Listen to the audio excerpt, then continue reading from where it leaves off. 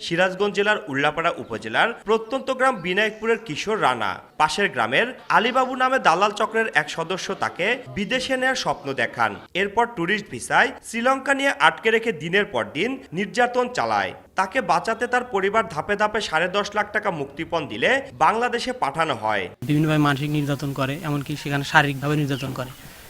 নির্যাতন করার পরে আমার কাছ থেকে টোটাল ধাপে ধাপে 10,70,000 টাকা ব্যাংক চেকের মাধ্যমে নেয়। এমনকি আমি যখন যাই তখন 60,000 টাকা দিই, ডলার নেই। এমনকি আমি বিভিন্নভাবে ওখানে থাকার পরে বিভিন্ন খরচ খান্তি সব আমার দিতে হয়। রানার মতো অনেকেই এমন পরিস্থিতির শিকার। সন্তানের উন্নত ভবিষ্যতের কথা ভেবে গোয়ালের গরু আর আবাদি জমি বিক্রি করে অনেকে টাকা দিয়েছেন দালালকে। তাদেরও এক দেশের কথা বলে অন্য দেশে নিয়ে চালানো হয় অমানসিক নির্যাতন। আর নির্যাতনের এসব ভিডিও ধারণ করে পরিবারের কাছে পাঠিয়ে দফায় দফায় আদায় করা হয় মোটা অঙ্কের টাকা। ছেলে তো আছে, ছেলে তো কামাই করে খাওয়া নাকি, কামাই করে খাওয়া আশায় আমরা দিছিলাম। আমার সর্বনাশ করে এরকম বুঝে পারিনি। পিঠে পায়ে মারছে, পায়ের দাগ আছে, পিঠের দাগ আছে, তাদের সব শরীরের দাগ আছে মারির।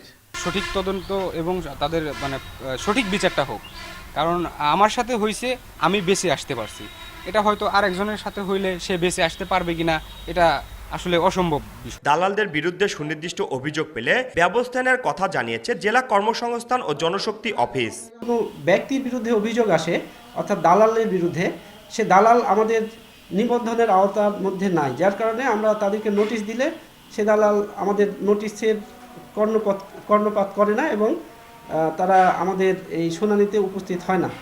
এই জন্য আমরা ভুক্তভোগীকে আইনগত পদক্ষেপ নেওয়ার জন্য পরামর্শ দিই।